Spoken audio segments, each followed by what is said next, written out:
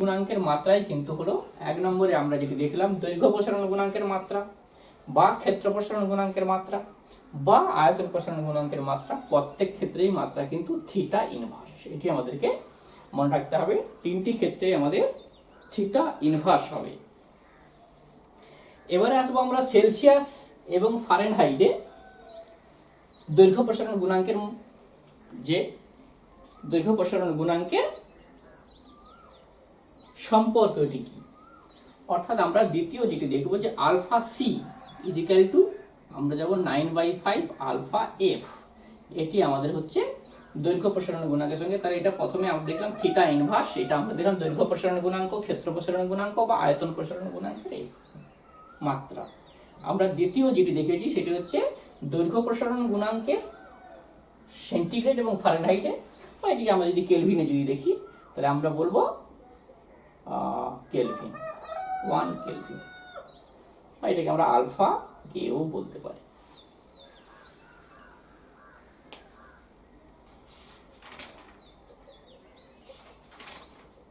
Next আমরা যে জিনিসটা দেখব সেটা হচ্ছে আলফা বিটা গামার মধ্যে যে সম্পর্কটি আমরা পেয়েছি, যেটি আমাদের ক্ষেত্রে খুবই গুরুত্বপূর্ণ, সেটা হচ্ছে alpha is equal to beta by 2 is equal to gamma by 3, অথবা এটা আমরা লিখতে পারি যে alpha is to beta is to gamma is equal to 1 is to 2 is to 3।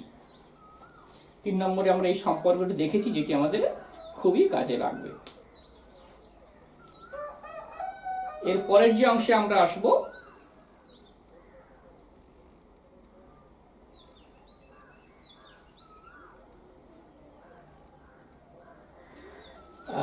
যদি আমরা মনে করি যে একটি একই আয়তনের দুটি পদার্থ আছে, একই আয়তন, একটি ফাঁপা এবং একটি নিরেট, এই দুটি পদার্থের একই পদার্থ দিয়ে তৈরি, মনে করলাম দুটি লোহার গোলক আছে, একটির ভেতরে ফাঁপা আছে আর একটি সম্পূর্ণ নিরেট, এটি সম্পূর্ণ নিরেট। এখন এদেরকে যদি আমরা উষ্ণতা বাড়াতে থাকি, এদের টেম্পারেচার বাড়ালে উষ্ণতা বৃদ্ধিতে এদের অন্তিম আয়তন কি সমান হবে? উষ্ণতা বৃদ্ধি করলে এদের অন্তিম আয়তন সমান হবে কি হবে না সেটা আমাদেরকে জানতে হবে। 4 নম্বরে আমরা এটি জানবো যে উষ্ণতা বৃদ্ধি করলে এদের কিন্তু অন্তিম আয়তন সমান হবে, ভেতরে যদি ফাঁপাও থাকে তাহলেও যেহেতু এদের বহির্ব্যাস সমান বা যেহেতু এদের বহির্ব্যাস সমান, সেই কারণে যদি এর কারণ ভেতরে ফাঁপাও থাকে তাহলে উষ্ণতা বৃদ্ধিতে এদের অন্তিম আয়তন একই হবে। দ্বিতীয় আমরা যেটি জানবো সেটি হচ্ছে যে কোন একটি ঘনকের, আমরা মনে করলাম আমাদের কোন একটা ঘনক দেওয়া হয়েছে, এখন এই ঘনকের যদি দৈর্ঘ্য 1%, এর দৈর্ঘ্য কোন একটা দিকের দৈর্ঘ্য যদি 1% বাড়িয়ে দেওয়া হয় তাহলে ওর আয়তন কত পার্সেন্ট বাড়বে, কত শতাংশ? যদি ওর দৈর্ঘ্য 1% বাড়িয়ে দেওয়া হয়, 1% বাড়ানো হয়, তাহলে ওর আয়তন কত পার্সেন্ট বাড়বে? খুব সহজেই, যেহেতু এখানে দৈর্ঘ্য আয়তন মানে দৈর্ঘ্য ইন্টু প্রস্থ ইন্টু উচ্চতা, যেমন ঘনক নেওয়া হয়েছে, দৈর্ঘ্য প্রস্থ উচ্চতা উভয়ই সমান, তাই এর আয়তন কিন্তু 3% বৃদ্ধি পাবে। খুব সহজে আমরা এটি ক্যালকুলেশন করতে পারবো বা জানবো। এটি আমাদেরকে জানতে হবে যে এর আয়তন কিন্তু 3% বৃদ্ধি পাবে বা শতকরা 3% বাড়বে।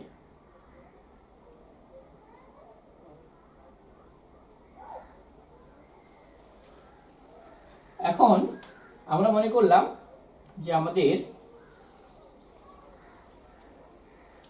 লোহার একটি পেতলের চাকতির মধ্যে কোন একটা বস্তু আটকে গেছে, মাঝখানে যে ছিদ্র আছে সেই ছিদ্রের মধ্যে কোন একটা বস্তু আটকে গেছে, তাহলে সেই আটকে যাওয়া বস্তুটাকে আমরা কিভাবে বের করতে পারি? এখন এই আটকে যাওয়া বস্তুটাকে বের করতে গেলে আমাদের এটিকে উত্তপ্ত করতে হবে, উত্তপ্ত করলে এই বস্তুটা প্রসারিত হবে এবং ভেতরের বস্তুটাকে আমরা খুব সহজে বের করে নিতে পারি। কিন্তু মনে রাখতে হবে যে যদি এমন ঘটনা ঘটে যে বাইরের অংশটা লোহা এবং ভেতরের অংশটা পেতল, তাহলে কি একে এর থেকে বের করা সম্ভব? তাহলে আমরা কি করি, যদি বাইরের অংশটা অর্থাৎ লোহার মধ্যে, লোহার একটা বেড়ির মাঝখানের যে ছিদ্র, সেই ছিদ্রের মধ্যে একটি পিতল এমন ভাবে বসে গেছে যে এদেরকে কিভাবে আমরা বের করতে পারি। তাহলে যদি আমরা উষ্ণ করতে থাকি, আমরা জানি লোহা অপেক্ষা পেতলের দৈর্ঘ্য প্রসারণ গুণাঙ্ক অনেক বেশি, ফলে আমরা যদি উত্তপ্ত করতে থাকি তাহলে কি হবে, এটি ওর মধ্যে আরো ভালোভাবে বসে যাবে, ফলে এদেরকে বিচ্ছিন্ন করা সম্ভব নয়। সেই ক্ষেত্রে আমরা কি করবো, সংস্থাটিকে আরো শীতল করব। শীতল করলে আমরা দেখবো যে লোহা অপেক্ষা পেতল খুব তাড়াতাড়ি সংকুচিত হবে, ফলে এটা আলগা হয়ে যাবে। এবং ঘটনা যদি উল্টে যায়, অর্থাৎ যদি আমাদের বাইরের এই অংশটা পেতল হয় এবং ভেতরের যে অংশটি এটা যদি আমাদের লোহা হয়, তাহলে আমরা উত্তপ্ত করে এটাকে আলগা করতে পারবো। কারণ আমরা জানি উত্তপ্ত করলে লোহা অপেক্ষা পিতল অনেক তাড়াতাড়ি প্রসারিত হবে, ফলে আমরা এটিকে আলাদা করে নিতে পারি।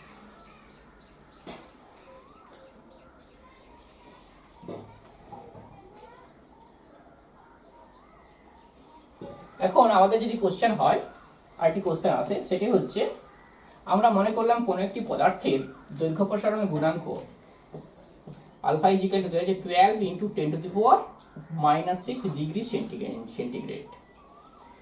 এসআই এর মান কত? কোন একটি পদার্থের দৈর্ঘ্য প্রসারণ গুণাঙ্কের মান 12 ইন্টু 10⁻6 ডিগ্রি সেন্টিগ্রেড ইনভার্স। তো এসআই পদ্ধতিতে এর মান কত? এসআই পদ্ধতিতে এর মান হবে 12 ইন্টু 10⁻6 ডিগ্রি কেলভিন বা কেলভিন ইনভার্স। এটি যাবে ওর এসআই পদ্ধতিতে মান। এবারে আসবো আমরা আলফা সি এবং আলফা এফ, এর মধ্যে কোনটি বড়? আমরা রিলেশন কি জানি, alpha C is equal to 9/5 alpha F. তখন আমরা দেখতে পাচ্ছি যে alpha C is greater than alpha F. এটি গেল আমাদের সম্পর্ক।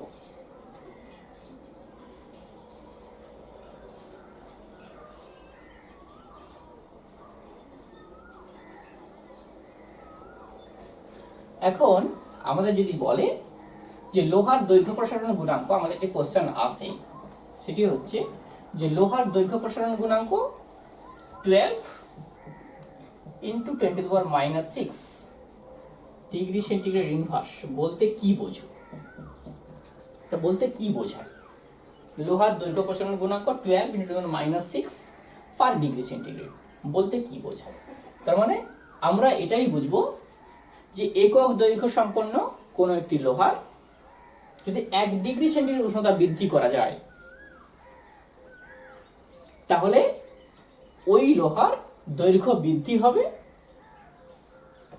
এত সেন্টিমিটার, 12 ইন্টু 10⁻6 সেন্টিমিটার। কি বললাম না, 1 সেন্টিমিটার দৈর্ঘ্য বিশিষ্ট কোনো একটি লোহার যদি আমরা উষ্ণতা 1 ডিগ্রি সেন্টিগ্রেড বৃদ্ধি করি, 1 ডিগ্রি সেন্টিগ্রেড, যেহেতু এখানে আমাদের সিজিএসে দেওয়া হয়েছে তাই আমরা এটাকে সিজিএসই বলবো। 1 সেন্টিমিটার দৈর্ঘ্য বিশিষ্ট, কারণ আমাদের আলফা ইজ ইকুয়াল টু ছিল এখানে L2 মাইনাস L1, যেটি আমরা দৈর্ঘ্য বৃদ্ধি বলেছিলাম, বাই L1 ইন্টু θ2 মাইনাস θ1। একক দৈর্ঘ্য একক উষ্ণতা বৃদ্ধি, তার মানে যেহেতু এটা সিজিএসে বলা হয়েছে, একক দৈর্ঘ্যকে আমরা বললাম 1 সেন্টিমিটার দৈর্ঘ্য বিশিষ্ট কোনো একটি লোহার একক উষ্ণতা মানে 1 ডিগ্রি সেন্টিগ্রেড উষ্ণতা বৃদ্ধিতে ওর যে পরিমাণ দৈর্ঘ্য বৃদ্ধি হবে সেটি হচ্ছে 12 ইন্টু 10⁻6 সেন্টিমিটার। এটি বোঝাচ্ছে আমাদের কোনো একটি পদার্থের দৈর্ঘ্য প্রসারণ গুণাঙ্ক alpha is equal to 12 into 10⁻6 per degree centigrade বলতে আমরা এটাই বুঝি। কি বুঝলাম? 1 সেন্টিমিটার দৈর্ঘ্য বা 1 সেন্টিমিটার প্রাথমিক দৈর্ঘ্যও বলতে পারি আমরা, 1 সেন্টিমিটার প্রাথমিক দৈর্ঘ্য এবং 1 সেন্টিগ্রেড উষ্ণতা বৃদ্ধিতে ওই লোহার যে দৈর্ঘ্য বৃদ্ধি হবে তার মান হবে 12 ইন্টু 10⁻6 সেন্টিমিটার। এটির মানই দেওয়া হয়েছে। পার ডিগ্রি সেন্টিগ্রেডে 1 সেন্টিমিটার দৈর্ঘ্যের কোনো একটি লোহার এই পরিমাণ মানে এত সেন্টিমিটার দৈর্ঘ্য বাড়বে, এটি আমরা বুঝি ওর দৈর্ঘ্য প্রসারণ গুণাঙ্ক। এখন আমাদের আরেকটি কোশ্চেন আছে, সেটি হচ্ছে যে ধাতব স্কেল নির্মাণ করার ক্ষেত্রে কোন ধরনের পদার্থ আমরা নেব, বা আমরা কি ধরনের পদার্থকে চুজ করব। মনে রাখতে হবে যে ধাতব স্কেলের কাজ হচ্ছে কোন একটি পাঠকে মেজার করা। এখন যদি স্কেলটা উষ্ণতা বৃদ্ধিতে যদি বেড়ে যায় বা উষ্ণতা বৃদ্ধিতে সংকুচিত হয়ে যায়, তাহলে কিন্তু ও পাঠ নির্ণয়ের ক্ষেত্রে ভুল পাঠ দেবে। এখন যদি উষ্ণতা বেড়ে যায় তাহলে ও পাঠ কম দেবে, আর যদি উষ্ণতা কমে যায় তাহলে ও পাঠ বেশি দেবে, ফলে আমাদের পাঠে ভুল আসবে। সেই কারণে আমরা এমন একটি পদার্থ চুজ করব যে পদার্থের উষ্ণতা বৃদ্ধিতে ওই পদার্থের দৈর্ঘ্য প্রসারণ গুণাঙ্ক খুবই কম। সেই পদার্থের ক্ষেত্রে কি হবে না, উষ্ণতা যদি অনেকটা বেড়েও যায় ওই পদার্থের দৈর্ঘ্যের কোনো পরিবর্তন হয় না, ফলে ওটি সঠিক পাঠ দেয়। যেমন ইনভারের ক্ষেত্রে দৈর্ঘ্য প্রসারণ গুণাঙ্কের মান কত, 0.7 × 10⁻⁻6 পার ডিগ্রি সেন্টিগ্রেড। অর্থাৎ 1 ডিগ্রি সেন্টিগ্রেড উষ্ণতা যদি বাড়ে, ইনভারের দৈর্ঘ্য বৃদ্ধির মান কত, দৈর্ঘ্য বৃদ্ধির মান আমরা পাবো 0.0000000 এত সেন্টিমিটার।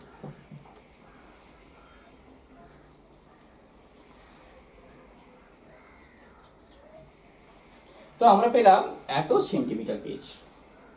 তার মানে এটি খুবই নগণ্য, ইনভারের ক্ষেত্রে এই মানটি খুবই নগণ্য। 1 ডিগ্রি সেন্টিগ্রেড উষ্ণতা বৃদ্ধিতে ওর দৈর্ঘ্য বাড়ছে, ফলে আমরা দেখব যে ওটি উষ্ণতা বৃদ্ধিতে ওর দৈর্ঘ্য বৃদ্ধিটা খুবই নগণ্য হয়েছে, ফলে এটিকেই নেব আমরা ধাতব স্কেল তৈরির ক্ষেত্রে। এই ধরনের ধাতুকেই আমরা চুজ করব।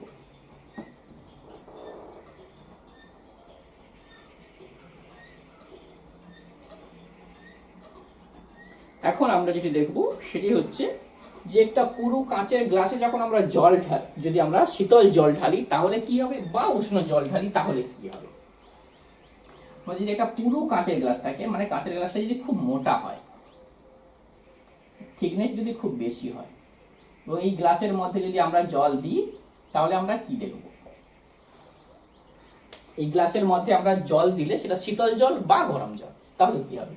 দেখো, যদি আমরা গরম জল দিই তাহলে কি হবে, এই ভেতরের দিকের যে দৈর্ঘ্য প্রসারণ হবে সেইটা অপেক্ষা বাইরের দিকে দৈর্ঘ্য প্রসারণ কম হবে, ফলে কি হবে, অসম প্রসারণের ফলে এটি ফেটে যাবে। এদিকেও আমরা দেখবো যে ভেতরের দেওয়ালের যে দৈর্ঘ্য প্রসারণ হবে সেই অপেক্ষা বাইরের দেওয়ালের দৈর্ঘ্য প্রসারণ অনেক কম হবে, ফলে গ্লাসটি ফেটে যাবে। আবার যদি আমরা শীতল ঠান্ডা জল দিই তাহলেও একই ঘটনা ঘটবে, ভেতরের দিকের যে দৈর্ঘ্য সংকোচন হবে সেটি বাইরের দিকে অপেক্ষা বেশি, এবং এখানেও ভেতরের দিকের অপেক্ষা বাইরের দিকে অপেক্ষা ভেতর দিকের সংকোচন বেশি, ফলে কাঁচটি ফেটে যাবে বা পাত্রটি, কাঁচের গ্লাসটি ফেটে যাবে।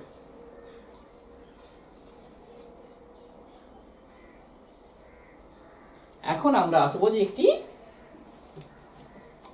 ফাঁপা লোহার নল আমাদের আছে, সেই ফাঁপা লোহার নলকে যদি আমরা উত্তপ্ত করি তাহলে আমরা কি পরিবর্তন হয় সেটি আমরা দেখব। একটা ফাঁপা লোহার নল,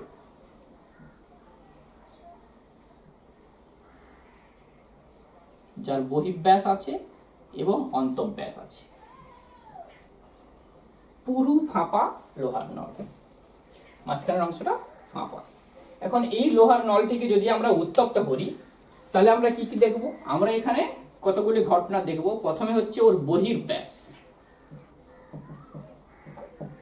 বহিঃব্যাসের কি পরিবর্তন হবে।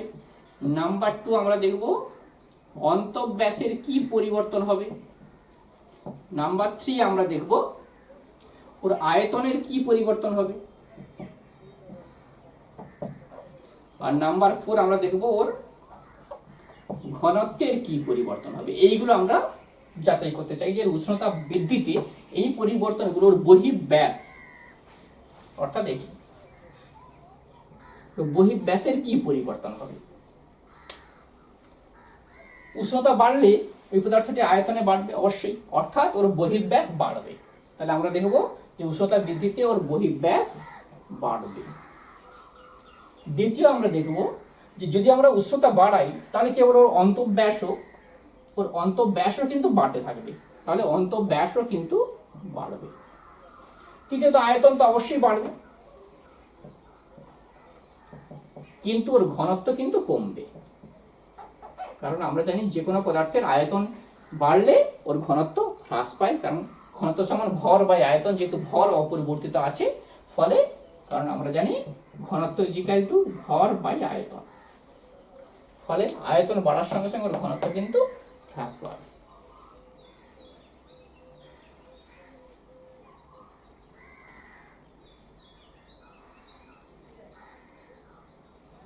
এখন আমাদের একটু ইম্পর্টেন্ট কোশ্চেন একটু আলোচনা করছি, এটা একটু মনে করো একটি ফাঁপা লোহার বল,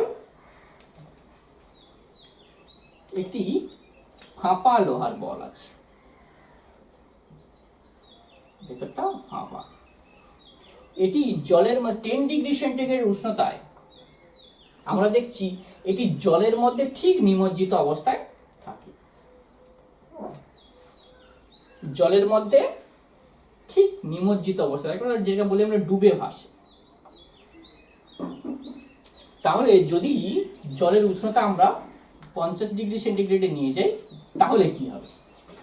কি বললাম যে একটি ফাঁপা লোহার বল যেটি 10 ডিগ্রি সেন্টিগ্রেড উষ্ণতায় জলের মধ্যে, এই পাত্রটার মধ্যে জল আছে, জলের মধ্যে ও ডুবে ভাসছে,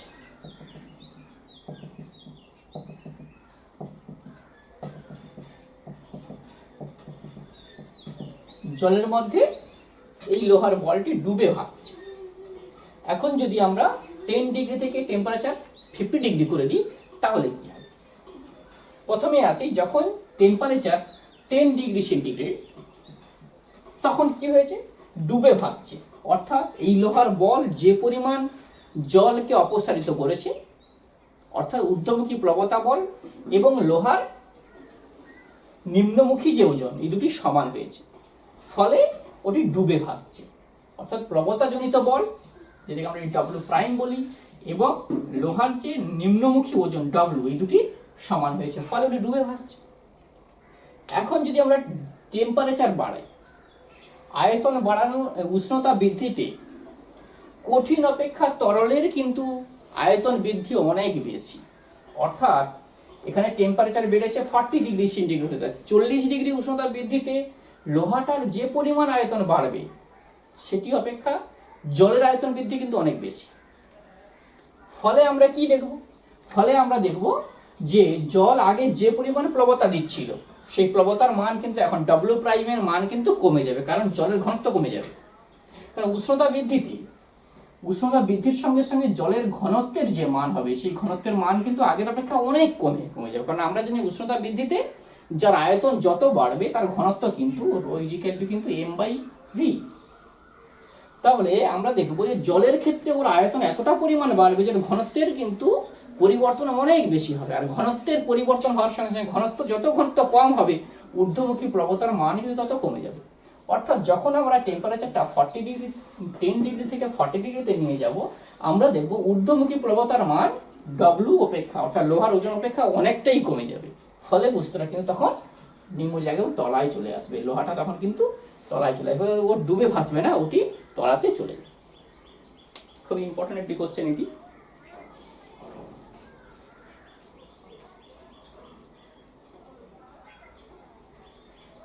নেক্সট আমরা যেটি দেখব,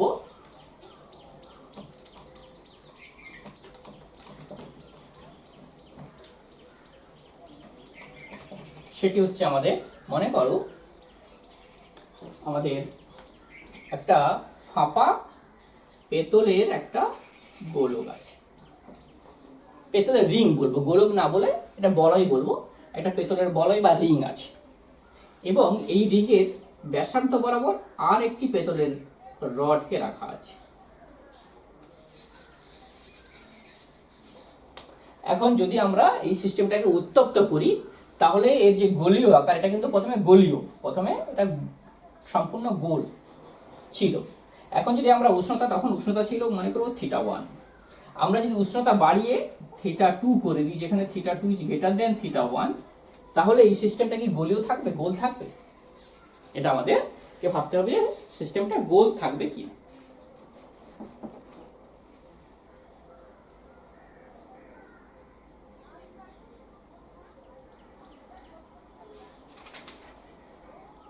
এখানে কিন্তু মনে রাখতে হবে যখন আমরা এটিকে উত্তপ্ত করব তখন এই বাইরের অংশের যে দৈর্ঘ্য প্রসারণ হবে এবং এই অংশের যে দৈর্ঘ্য প্রসারণ হবে সেটি কিন্তু সমান হবে।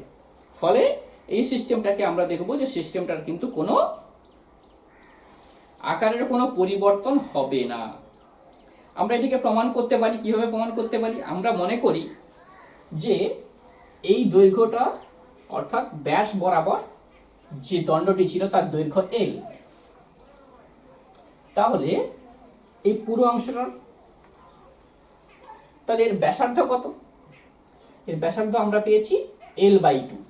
আর ইজিক্যাল টু আমরা পেলাম L/2 পেয়েছি ব্যাসার্ধ। তাহলে এই পুরো অংশটা কত? এই অংশটা আমাদের হয় এর পরিধি। পরিধি আমাদের হয় 2πr, অর্থাৎ 2π ইন্টু আর এর জায়গায় বসিয়ে দিচ্ছি আমরা L/2, অর্থাৎ আমরা পাচ্ছি πl। তাহলে এই ব্যাসার্ধটি হলো, এই পুরো ব্যাসার্ধটি হলো πl। তাহলে আমরা দুটো দৈর্ঘ্য পেলাম, যে দণ্ডটির দৈর্ঘ্য l এবং এই পুরো বৃত্তটার যে পরিধি, সেই পরিধি পেয়েছি আমরা কত? πl। এখন আমরা মনে করলাম যে এটার উষ্ণতা আমরা θ1 থেকে θ2, অর্থাৎ আমরা উষ্ণতা থিটা পরিমাণ মানে θ2 মাইনাস θ1 ইজিক্যাল টু ধরে নিচ্ছি থিটা। আমরা থিটা উষ্ণতা বৃদ্ধি করেছি। আমাদের এখানে উষ্ণতা বৃদ্ধি মনে করলাম থিটা। তাহলে থিটা ডিগ্রি উষ্ণতা বৃদ্ধিতে আমরা দেখব যে এই দণ্ডের দৈর্ঘ্য বৃদ্ধি এবং এই পরিধির দৈর্ঘ্য বৃদ্ধি কত হচ্ছে। তাহলে এল দৈর্ঘ্যের দৈর্ঘ্য বৃদ্ধি কত? এল রডটির দৈর্ঘ্য বৃদ্ধি, যদি এটাকে আমরা এল প্রাইম বলি, তাহলে দৈর্ঘ্য বৃদ্ধি ইজিক্যাল টু আমরা কি জানি? আমরা দৈর্ঘ্য বৃদ্ধি আমরা অন্তিম দৈর্ঘ্যটাকে নেব, আমরা এর অন্তিম দৈর্ঘ্য নেব। এইটার অন্তিম দৈর্ঘ্য আমরা কি পাবো? এল prime L2 is equal two L1 মানে L ইন্টু 1 প্লাস এটা দৈর্ঘ্য প্রসারণ গুণাঙ্ক যদি আমরা আলফা নিই, আলফা ইন্টু থিটা, যেহেতু আমরা থিটা পরিমাণ উষ্ণতা বাড়িয়েছি, অর্থাৎ প্রাথমিক দৈর্ঘ্য ইন্টু 1 প্লাস আলফা টি, এটি হবে এর অন্তিম দৈর্ঘ্য। তাহলে অন্তিম দৈর্ঘ্য ইজিক্যাল টু প্রাথমিক দৈর্ঘ্য 1 প্লাস আলফা থিটা। এবারে আসবো যে এই পরিধির দৈর্ঘ্য বৃদ্ধি। পরিধির দৈর্ঘ্য বৃদ্ধিকে যদি আমরা আচ্ছা L1 প্রাইম এটাকে L2 প্রাইম বললাম, পরিধির দৈর্ঘ্য বৃদ্ধি L2 প্রাইম ইজিক্যাল টু আমরা প্রাথমিক দৈর্ঘ্য πl into 1 plus alpha into theta. এখন দেখো প্রথমে এদের দৈর্ঘ্যের অনুপাত কি ছিল? যখন উষ্ণতা বাড়ানো হয়নি তখন তো দৈর্ঘ্যের অনুপাত কি ছিল?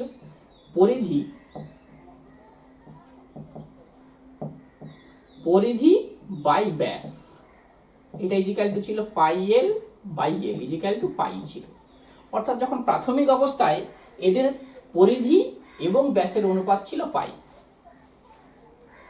দ্বিতীয় ক্ষেত্রে যখন আমরা উষ্ণতা থিটা পরিমাণ বাড়িয়ে দিলাম তখন পরিধি হয়েছে এটি এবং ওর ব্যাস হয়েছে এটি। তাহলে এখন পরিধি এবং ব্যাসের অনুপাত কত হলো? দ্বিতীয় ক্ষেত্রে পরিধি পেয়েছি আমরা πl1 প্লাস আলফা থিটা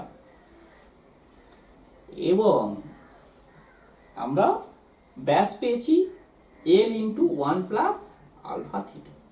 অর্থাৎ এই অনুপাতটি আমাদের কত হলো? এই অনুপাতটি আমাদের হলো π। তাহলে দেখো প্রথম ক্ষেত্রে এবং উষ্ণতা বৃদ্ধির ক্ষেত্রে পরিধি এবং ব্যাসের অনুপাত কিন্তু কোনো পরিবর্তন হয়নি, অর্থাৎ এর আকারের কোনো পরিবর্তন হবে না।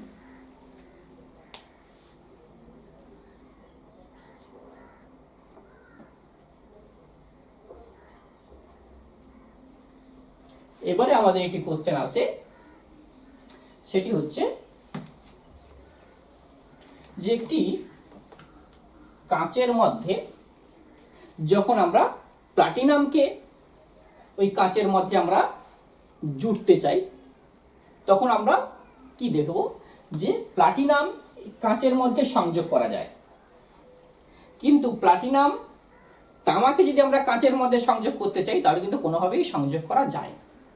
তার কারণটা কি? এটি আমাদের কোশ্চেন আছে যে একটি কাঁচের মধ্যে প্লাটিনামকে সংযোগ করা যায় কিন্তু কাঁচের মধ্যে আমরা তামাকে কোনোদিন সংযোগ করতে পারি না, কেন? এখন আমাদের দেখতে হবে যে দৈর্ঘ্য প্রসারণ গুণাঙ্কের দিক থেকে প্লাটিনাম এবং তামা এদের মানটি কেমন হচ্ছে। আমাদের প্লাটিনাম এবং কাঁচ এদের 9 ইন্টু 10⁻⁻6 ডিগ্রি সেন্টিগ্রেড ইনভার্স। সেই জায়গায় আমাদের কাঁচের কাছাকাছি, তামার কাছাকাছি এটাই 17 ইন্টু 10⁻6 ডিগ্রি সেন্টিগ্রেড ইনভার্স।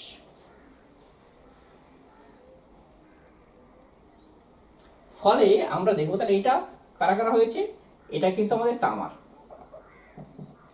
তামার ক্ষেত্রে আমরা দেখবো এটি, আর এটা হচ্ছে আমাদের কাঁচ আর প্লাটিনাম।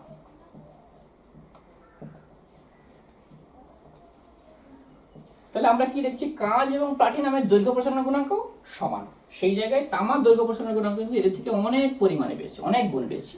ফলে আমরা যদি কাঁচকে তরল অবস্থায় কাঁচের মধ্যে যদি প্লাটিনামকে প্রবেশ করিয়ে দিয়ে ওদেরকে শীতল হতে দিই, তাহলে কি হবে না, উষ্ণ অবস্থায় কাঁচ এবং প্লাটিনামের যে আয়তন ছিল, যে আয়তন বৃদ্ধি ছিল, সংকুচিত অবস্থায় ওদের আয়তনটা প্রায় সমান হবে। ফলে কি হবে, একটার সঙ্গে এটা সংযুক্ত অবস্থায় বসে যাবে।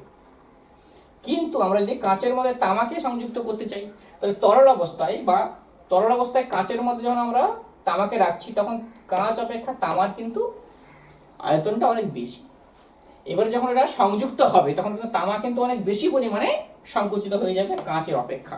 ফলে কি হবে, এই কাঁচের মধ্যে তামা কিন্তু ঠিকঠাকভাবে বসবে না। ফলে আমরা কাঁচের সঙ্গে তামাকে সংযোগ করতে পারি না, কাঁচের সঙ্গে প্লাটিনামকে আমরা সংযুক্ত করতে পারি। এবারে আমরা আমাদের এই অংশের শেষ কোশ্চেনে আসব। সেটি হচ্ছে, আমাদের একটি সমদ্বিবাহু ত্রিভুজ আছে, যার সমদ্বিবাহু ত্রিভুজ আছে, যার এটির দৈর্ঘ্য L, এটির দৈর্ঘ্য L, এটির দৈর্ঘ্য L প্রাইম। এমন একটি সমদ্বিবাহু ত্রিভুজ আছে। এখন এই সমদ্বিবাহু ত্রিভুজটিকে যদি আমরা উত্তপ্ত করি, তাহলে এর ভূমিকোণের কোনো পরিবর্তন হবে কিনা সেটি আমরা দেখব।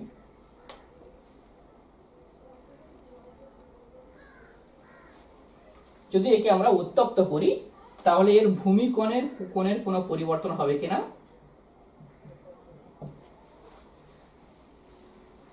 সমদ্বিবাহু ত্রিভুজ, যার এই বাহুটির সঙ্গে এই বাহুটি সমান, তাহলে এটিকে যদি আমরা এই সিস্টেমটাকে উত্তপ্ত করলে এর ভূমিকোণের কোনো পরিবর্তন হবে কি, এটি আমাদের কোশ্চেন।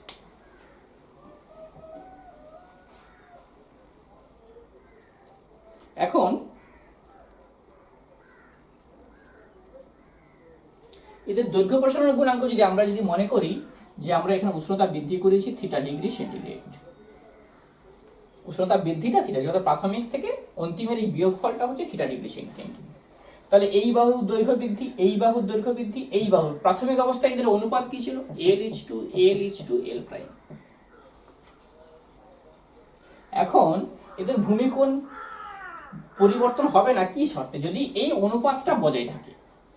এই অনুপাতটা যদি উষ্ণতা বৃদ্ধির পরেও একই থাকে, তাহলে আমরা বলবো যে ভূমিকোণের কোনো পরিবর্তন হবে না। এখন আমরা থিটা ডিগ্রি উষ্ণতা বৃদ্ধিতে এর দৈর্ঘ্য বৃদ্ধি, দৈর্ঘ্য বৃদ্ধির পরে এর অনুপাত নিচ্ছি। তাহলে এটির দৈর্ঘ্য হচ্ছে, আমাদের প্রথমটা দৈর্ঘ্য হচ্ছে L × 1 + আলফা থিটা। আমরা নিচ্ছি এই যে পদার্থটা, এর দৈর্ঘ্য প্রসারণ গুণাঙ্কে আমরা আলফা নিচ্ছি। দ্বিতীয় অনুপাত, এটির দৈর্ঘ্য বৃদ্ধি হচ্ছে L × 1 + আলফা থিটা = এটির ক্ষেত্রে আমরা নিচ্ছি L প্রাইম 1 + আলফা থিটা। দেখো অনুপাত করার পরে আমরা কি পাচ্ছি, L প্রাইম পাচ্ছি। তাহলে আমরা কি দেখলাম, আমরা দেখলাম যে এখানে উষ্ণতা বৃদ্ধির পরেও এদের দৈর্ঘ্যের যে অনুপাত ছিল, সেই দৈর্ঘ্যের অনুপাতের কোনো পরিবর্তন হয়নি। ফলে ভূমিকোণের কোনো পরিবর্তন হবে না। এটি গেল আমাদের। তাহলে আমরা এই অংশে কিছু গাণিতিক উদাহরণ এবং তাপীয় প্রসারণ এই সম্বন্ধে আমরা পড়লাম। তাপীয় প্রসারণের ক্ষেত্রে কঠিনের প্রসারণই আমরা দেখেছি। সেই কঠিনের প্রসারণের ক্ষেত্রে আমরা তার দৈর্ঘ্য প্রসারণ, ক্ষেত্র প্রসারণ, আয়তন প্রসারণ গুণাঙ্ক এদেরকে নিয়ে পড়েছি। তার কিছু ম্যাথ আমরা করেছি, সেই সম্পর্কিত কতগুলো গাণিতিক উদাহরণ আমরা করলাম। পরবর্তীতে আমরা তরল এবং গ্যাসের যে প্রসারণ সেটি নিয়ে আলোচনা করব এবং তার যে কি ম্যাথমেটিক্যাল উদাহরণ আছে সেগুলো আমরা দেখব। সবাইকে ধন্যবাদ।